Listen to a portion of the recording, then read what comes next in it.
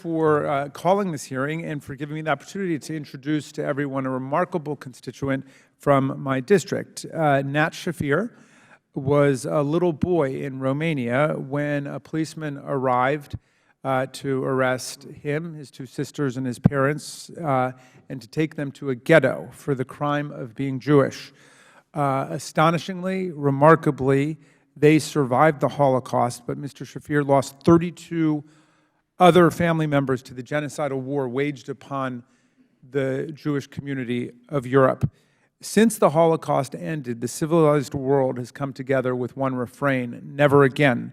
And yet we live in a time of resurgent authoritarianism, propaganda, conspiracy theory, mass psychological manipulation, human rights violations, anti-Semitism, racism, and religious persecution, fanaticism, and violence. Just yesterday, the Civil Rights, Civil Liberties Subcommittee, Madam Chair, held a hearing on accelerating global religious persecution taking place under the guise of the blasphemy, heresy, and apostasy laws and ideological re-education, including the internment of millions of Muslim Uyghurs and the genocide against the Rohingya in Burma.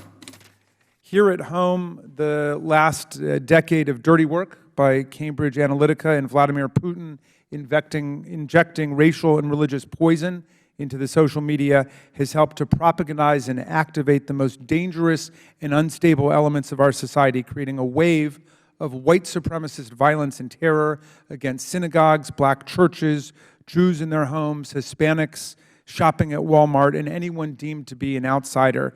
We've got to get a hold on the convergence of rising white supremacist violence and off-the-charts gun violence.